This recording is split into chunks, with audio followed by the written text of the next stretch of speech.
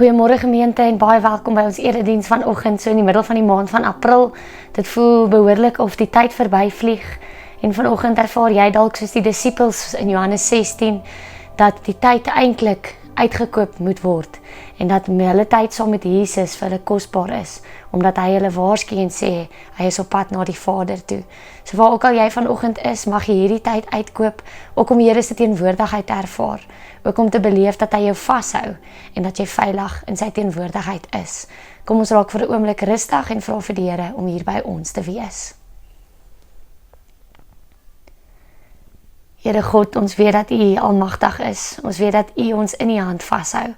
Vanoggend as ons weer rondom U woord stil raak, in 'n mal en 'n besige tyd van die jaar, dan weet ons Here, as ons by U stil raak, kom ons harte tot bedaring.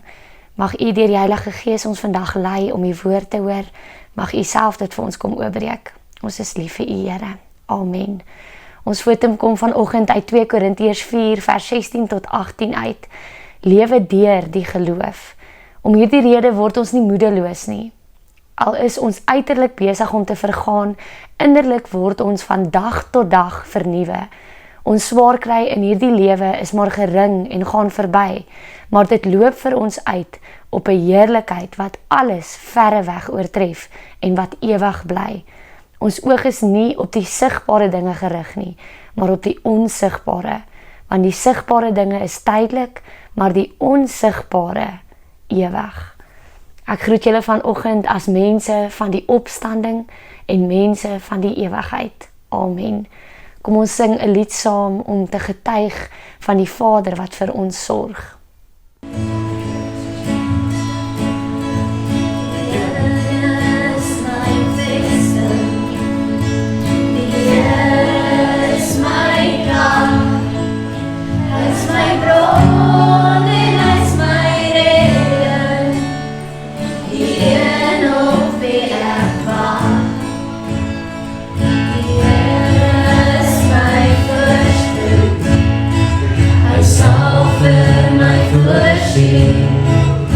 Soos 'n pas op vir sy kinde, gee hy meer as wat ek ooit sou kon verdien.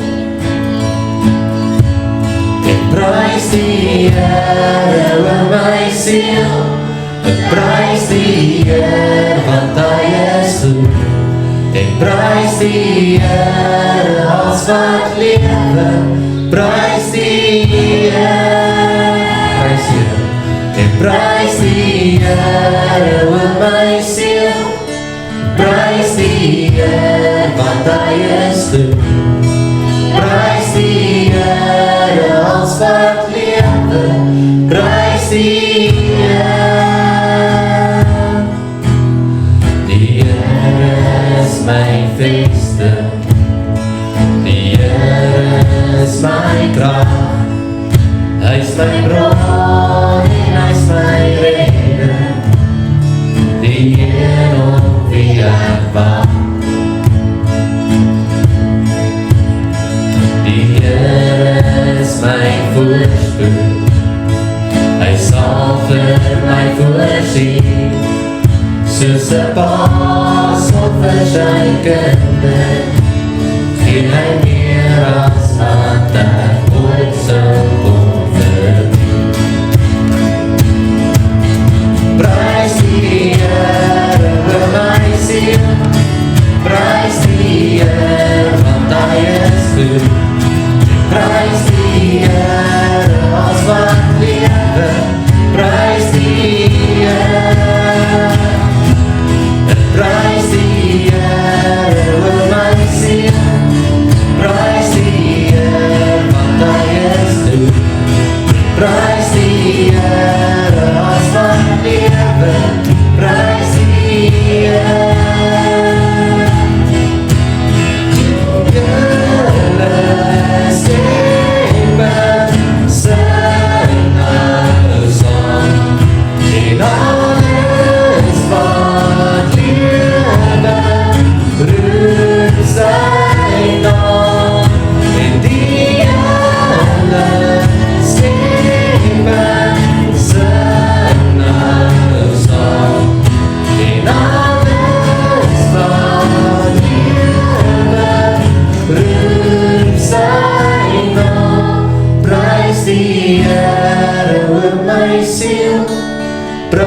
die Heer, want hy is goed. Prys die Here, as wat lewe, prys die Heer. Prys die Here, o my siel, prys die Heer, want hy is goed. Prys die Here, as wat lewe, prys die Heer. Die Here is my vesting, die Here is my krag, hy is my bron en hy is my redder, die een op wie ek waak. Ek begin vanoggend ons boodskap met die teksgedeelte vir vandag en ons kry dit in Johannes 16. Ons gaan in die volgende paar weke stilstaan by dinge uit die Johannes Evangelie wat ons nog nie by uitgekom het in ons DJ-reeks en ons tydperk wat ons daardeur gereis het tot en met die kruisiging en die opstanding van Jesus Christus nie. En ons wat nou die kant van die graf staan, wat weet dat hy opgestaan het, ons kan net soos die disippels terugkyk na sy laaste oomblikke saam met hulle, sy laaste tyd op aarde en wat hy bedoel het toe hy hulle geleer het. So hier in Johannes 16, vanaf vers 16 tot 24, praat Jesus met sy disippels oor van hartseer na blydskap. Ek lees dit vir ons saam. Nog net 'n kort tydjie, dan sal julle my nie meer sien nie, en weer 'n kort tydjie en dan sal julle my weer sien. Van sy disippels het toe vir mekaar gesê, wat beteken dit dat hy vir ons sê, nog net 'n kort tydjie, dan sal julle my nie meer sien nie, en weer 'n kort tydjie, dan sal julle my weer sien, en ek gaan na die Vader. Hulle het daarom bly sê, wat is hierdie kort tydjie waarvan hy praat? Ons verstaan nie wat hy sê nie. Jesus het geweet dat hulle dit vir hom wou vra, en sê toe vir hulle, is dit waaroor julle mekaar uitvra, omdat ek gesê het, nog net 'n kort tydjie, dan sien julle my nie meer nie, en weer 'n kort tydjie, dan sal julle my weer sien. Amen, amen, ek sê vir julle, julle sal huil en treur, maar die wêreld sal bly wees. Julle sal hartseer wees, maar julle hartseer sal in blydskap verander. 'n Vrou ervaar pyn wanneer sy kraam, omdat haar tyd aangebreek het, maar wanneer sy aan die kindjie geboorte skenk, onthou sy nie meer die swaar kry nie, uit blydskap dat 'n mens in die wêreld gekom het. Daarom ervaar julle nou ook pyn, maar ek sal julle weer sien, en dan sal julle harte bly wees, en niemand sal julle blydskap wegneem nie. En op daardie dag sal julle my niks meer vra nie. Amen, amen, ek sê vir julle, wat julle die Vader in my naam vra, sal hy aan julle gee. Tot nou toe het julle niks in my naam gevra nie. Vra en julle sal ontvang, sodat julle blydskap volkome kan wees. Daar is 'n bekende storie van 'n meisie, 'n dogtertjie wat saam met haar pa in 'n ondergrondse trein gery het. En soos wat hulle deur 'n baie lang donker tonnel in 'n trein moes ry, het sy aanvanklik opgewonde geraak, maar toe baie bang geraak toe hy die donker tonnel binne ry. Want ewe skielik was alles pikdonker en sy het bang geword. Sy kon niks sien nie die mooi landskap buite nie, selfs nie eens haar eie hand voor haar oë nie. Sy het haar pa se hand in die donker gesoek en dit styf vasgehou en gevra, "Pappa, hoe lank nog?" En haar pa het saggies geantwoord, "Net 'n klein rukkie, my skat, hou net vas." Sy kon nie die einde sien nie, maar die feit dat haar pa gesê het, net 'n klein rukkie, en dat hy sy hand om haar geplaas het en haar hand vasgehou het die donker draaglik gemaak. En dit is eintlik presies wat hier in Johannes 16 gebeur. Dit is presies waar die disippels hulle self bevind. Hulle is in 'n donker tonnel in Johannes 16. En Jesus kom sê die hele tyd vir hulle, hy gaan weg. Maar hy kom sê ook by, nog net 'n klein rukkie. Jesus herhaal hierdie frase en dis dan wanneer dit die disippels ontstel. Hulle sien nie die lig aan die einde van die tonnel nie, maar die Vader hou uiteindelik hulle hand vas. Ons leef dikwels in hierdie kort tydjie of hierdie klein rukkie van onsekerheid. Dit is baie keer die tyd tussen 'n diagnose of 'n genesing of selfs die afskeid. Dit is die tyd tussen verlies van 'n werk en 'n nuwe begin in jou lewe. En dit is die tyd tussen Vrydag se kruisiging en opstanding Sondag. Hier herken Jesus die disippels se hartseer. Hy ontken nie dat die disippels gaan huil terwyl die wêreld bly is nie. En ek dink ons kan vandag vir onsself sê om 'n mens van die opstanding te wees, beteken nie dat ons 'n masker dra van valse vrolikheid nie, dat ons maak of ons bly is nie. Dit beteken dat ons verstaan dat ons hartseer tydelik is, maar ons hoop vir ewig.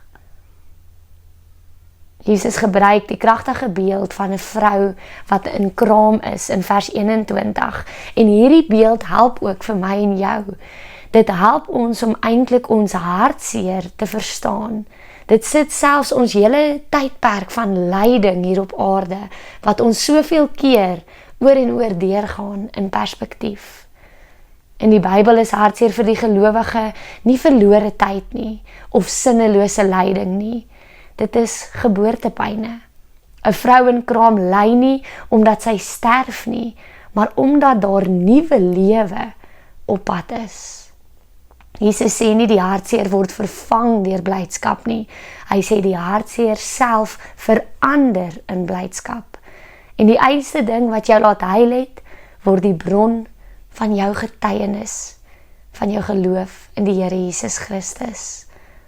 In die oorspronklike Grieks in Johannes 16, veral in vers 20, word 'n baie spesifieke frase gebruik om hierdie transformasie, hierdie verandering te beskryf. Die Griekse werkwoord vir verander na is ginomai, maar dit word gebruik in 'n konstruksie wat dui op 'n totale gedaanteverwisseling. Die Griekse terme hier, he, lame, himon, julle droefheid, eis sharan, na blydskap toe, genestai of ginomai, se veranderde vorm, sal word verander. Die woord vir blydskap self is Zara. En hierdie is fascinerend, want as ons na hierdie Griekse sinsbou kyk, dan kom sê dit hier dat die hartseer nie net vervang sal word na iets niets nie, maar dat die hartseer verander sal word na blydskap self. Dit is nie soos om 'n slegte fliek net af te sit wanneer jy nie daarna wil kyk nie en dit 'n nuwe goeie fliek aan te sit nie. Dit is eintlik meer 'n totale transformasie wat hier beskryf word. Soos ons die voorbeeld het, 'n vrou in kraam. En dit is 'n voorbeeld wat Jesus ook al van tevore gebruik het. Want ek dink al ons vroue daar buite en al ons ma's daar buite sal sê dat daar niks by hierdie pyn kan kom nie. Maar Jesus kom sê eintlik dat hierdie pyn nie net weggegooi word nie. Die pyn self gee geboorte aan die nuwe lewe. Die pyn word die blydskap wanneer 'n mens daai kindjie vashou.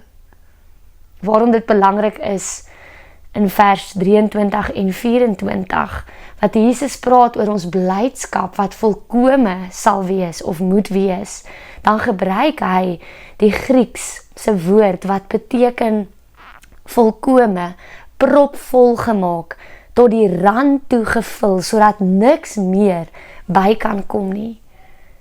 En die Griekse teks skilder eintlik 'n prentjie van iets wat begin as rou en as pynlike emosie, maar dat dit getransformeer of verander word in iets volkome, iets volledig, iets tot die rand toe gevul. Dis letterlik 'n omskakeling in blydskap in. Deur die krag van die opstanding, deur gebed, in sy naam, Jesus Christus, die opgestane Here se naam, sal die disippels ervaar dat hulle droefheid wat hulle eens beleef het, toe Jesus aan die kruis gehang het, gesterf het en begrawe is, verander word getransformeer word in iets bo hulle verstand. So weet ons dat sodra die baba daar is, vergeet die moeder letterlik van die swaar kry as gevolg van die vreugde en die blydskap wat sy ervaar. As mense van die opstanding kyk ons na die toekoms met soveel verwagting dat die nou se swaar kry sy mag oor ons verloor. Dus hier kom beloof Jesus vir ons, veral in die laaste 2 verse van hierdie gedeelte, 'n spesifieke soort blydskap. Dit is nie oppervlakkige geluk nie, dis nie vroomheid nie, dis nie aansit nie. Dis 'n blydskap waarvan niemand ons kan roof nie. Ons lees dit in vers 22, niemand sal julle blydskap wegneem nie. So weet ek en jy dan as gelowiges vandag, as jou blydskap in jou omstandighede lê, dan kan die wêreld dit by jou steel. Maar as dit in die opgestane Christus lê, is dit onaantastbaar. Hierdie laaste 2 verse, vers 23 en 24, hier kom moedig Jesus die disippels aan om te bid in sy naam. Om in sy naam te vra beteken om te vra volgens sy wil. En as 'n mens dit hier aanvanklik hoor, dan klink dit of hierdie 2 verse nie eintlik pas by die gesprek van troos en bemoediging nie. Hierdie verse is ook al soveel keer deur voorspoedsteoloë uit konteks uit aangehaal en gebruik, los van die res van die gedeelte. Waarom pas dit dan juis hierin, in 'n konteks van hartseer? Jesus kom sê hier dat hulle blydskap volkome sal wees. Hy kom sê ook hier dat hulle hartseer in blydskap sal verander. En dit is dan, wanneer hierdie transformasie gebeur, dat hy vir hulle sê, vra en julle sal ontvang. Hy troos hulle hiermee. Hy kom sê eintlik vir hulle, ek gaan dalk weg, maar julle word nie ontkoppel van my nie. Trouwens, julle verbinding met die Vader gaan nou sterker as ooit van tevore wees, omdat ek, die opgestane Heer, deur die teenwoordigheid van die Heilige Gees nou vir altyd by julle sal wees. Julle blydskap sal volkome wees. En dit is die sleutel tot waarom dit hier staan. Die disippels wat vol angs is oor die toekoms, word deur Jesus self verseker dat hulle gebed sal veroorsaak dat dit in totale blydskap getransformeer word. Al hulle angs, al hulle onsekerheid, al hulle vrees. Ons lees eintlik hier oor verhouding. Ons lees hier oor hoe ons verhouding met God, wat meer as van ooit tevore bevestig word deur die opgestane Heer, wat nou altyd by ons is, ons help om die regte perspektief in die lewe te hê. En dan sal ons vra na die wil van die Here. Blydskap spring nie voort uit die afwesigheid van probleme nie. Die disippels se grootste probleme van vervolging en lyding lê eintlik nog hier vir hulle voor.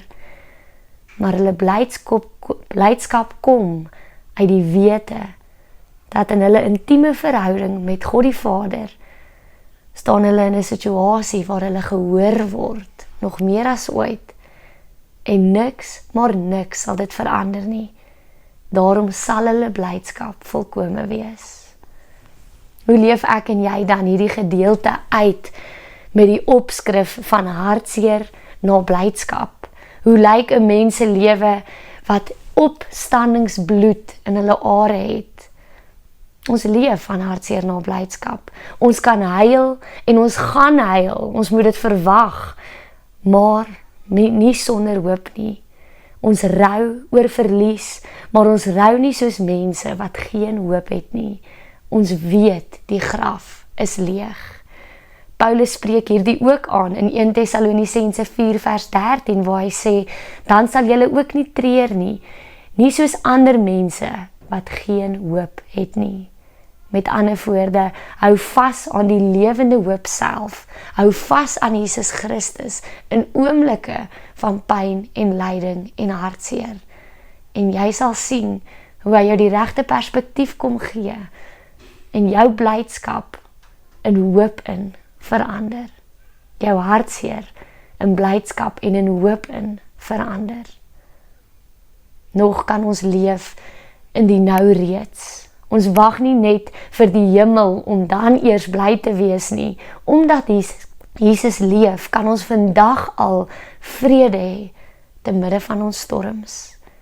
En ons herinner ons ook daaraan dat die bietjie tyd van swaar kry amper verby is. Die klein rukkie van lyding en dat ons blydskap in die Here Jesus Christus volkome is. Oorvol, tot die rand toegevul en meer as genoeg om die lyding en die pyn te weerstaan. As ek moet saamvat, stel jou dan vandag voor jy kyk na iemand wat besig is om 'n massiewe legkaart te bou. Ek onthou baie goed, ek het een keer 'n paartjie getrou by hulle huis, hulle ouers se huis, en toe ek by die ouers se huis aankom, toe is hulle in die vakansietyd besig met 'n ongelooflike groot legkaart, die grootste legkaart wat ek al ooit gesien het, dalk 10.000 stukke, dalk 15.000 stukke, en die hele tafel, etenstafel, dis 'n groot familie, was vol legkaartstukke gewees. In sulke fragmente gebou, en dan elke liewe klein tafeltjie en gaaitjie in die res van die vertrek was gevul met skinkborde vol los stukkies legkaarte. Hulle was besig om 'n massiewe wêreldkaart te bou. En wat ek voor my gesien het, was nog net stukkies, fragmente van 'n groter prentjie. Op daardie oomblik was daar net chaos in hulle huis. Geklomp blou en groen en grys vorms op die tafel uitgesprei, en dit het na chaos gelyk. Daar was geen prentjie op daai stadium nie, net fragmente. En as ek op daardie oomblik moes oordeel, sou ek sê dit is 'n mors van tyd. Maar ek is seker, as ek na 'n paar maande weer daar sou gaan kuier het, sou die prentjie baie anders gelyk het. Die disippels het ook hier in Johannes 16 net na stukkies van Jesus se woorde gekyk. Woorde soos kruisiging, woorde soos verlaat, woorde soos huil, woorde soos net 'n klein rukkie, net 'n bietjie tyd. En dit het vir hulle gelyk na 'n prentjie van mislukking, dit het vir hulle gelyk na chaos wat vir hulle voorlê, omdat hulle nog nie die groter prentjie kon sien nie. Dat die bietjie tyd besig was om die mooiste prentjie van oorwinning te vorm, wat die wêreld nog ooit sou sien. Ek en jy, ons se dikwels met die los stukkies van ons lewe, en ons wonder waar dit sal inpas. Dit voel soos blote chaos.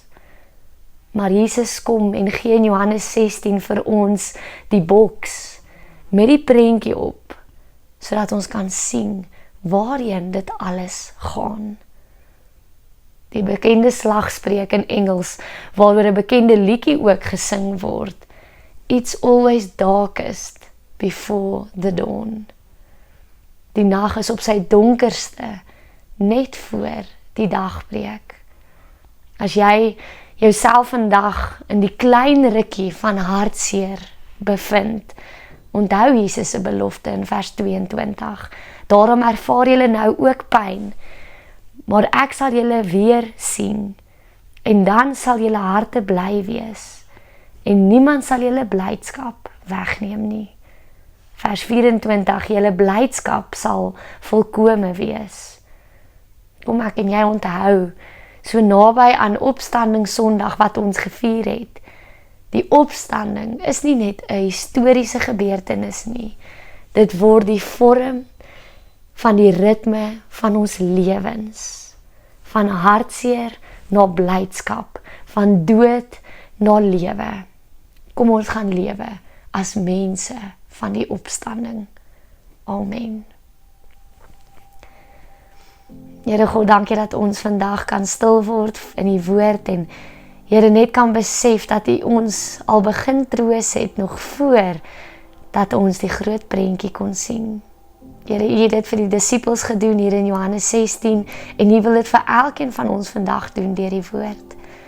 Dankie Here dat ons kan weet dat die klein rukkies en die bietjie tyd nie vir ewig sal duur nie, maar dat U reeds Here met die uitkoms besig is. Here, U is die uitkoms, U is ons bron van hoop en U is die een wat ons help om ons hartseer in blydskap te verander. Dankie Here dat ons aan U die ewige hoop kan vashou. Kom vul ons vandag met troos en met hoop. Kom gee vir ons perspektief oor die moeilike tye en die lyding in ons lewens. En help ons bovenal Here in hierdie tyd om aan U vas te hou en te onthou dat dit nie enigiets is in vergelyking met die heerlikheid wat op ons wag omdat ons in U glo nie. Kom seën ons Here. Kom maak ons bewus van U in ons lewens. U wat teenwoordig is, nou meer as ooit. En dankie vir die liefde en die troos. Amen. Net 'n paar afkondigings wat ek graag wil uitlig. Ons begin nou ook met die bemarking van ons markdag. Hierdie jaar in 2026 is ons tema Karnaval en ons sien verskriklik uit om op 30 Mei weer as gemeente saam te kuier. Ons sien uit na al die lekker gebeurtenisse, klomp aktiwiteite vir die jeug, 'n kuiertuin, lekkernye om te koop, lekker boerekos, vetkoek, pannekoek, boeresport, speelietjies en 'n klomp nuwe dinge wat by ons karnaval tema pas. Kom geniet hierdie dag saam ons, hou hierdie datum oop en as jy betrokke kan raak deur produkte vir ons te skenk of uit te help op die dag by ons stalletjies, dan sal ons dit so baie waardeer. Daar's ook buitestalletjies beskikbaar, jy kan jou produkte kom uitstal, jy betaal 'n bedrag en dan kan jy vir die dag jou produkte kom verkoop en so ook ons ondersteun. Kom geniet dit. Karnaval 2026 op 30 Mei saam met ons.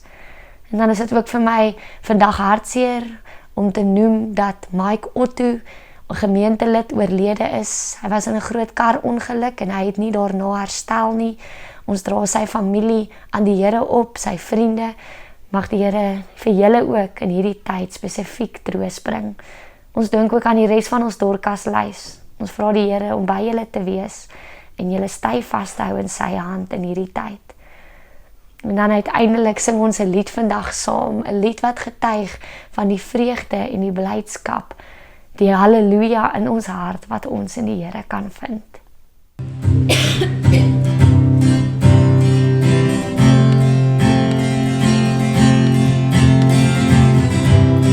Ons sing God van vreugde.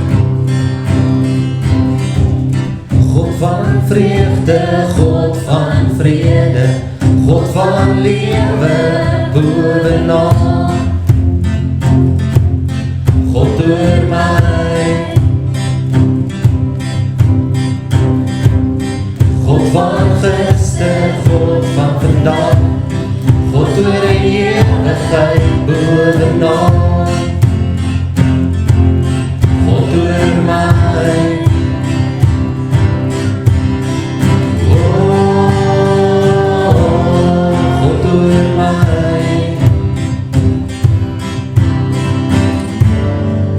in die hemelstraal van die magtigheid,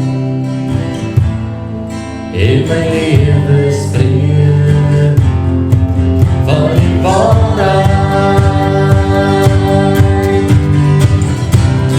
Halleluja in die hemel, halleluja in my hart, vir ewig en ewig. Halleluja op die aarde, halleluja in my hart, vir ewig en ewig.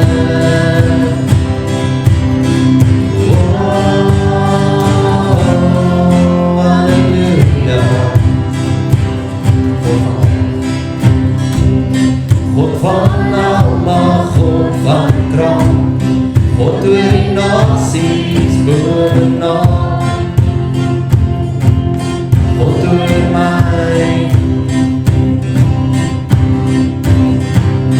God van verlossing, God van genade, God van vergifnis bovenal.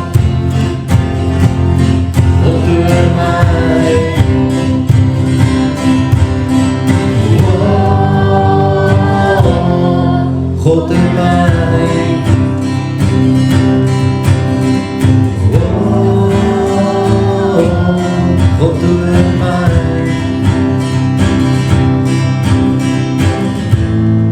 In die hemelstraal van die magtigheid,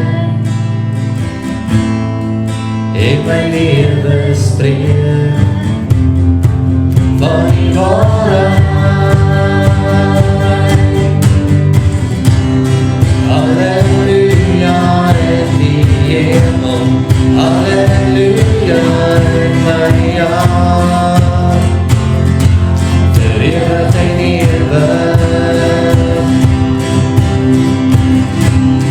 Halleluja op die aarde, halleluja in my hart, vir ewig en ewig.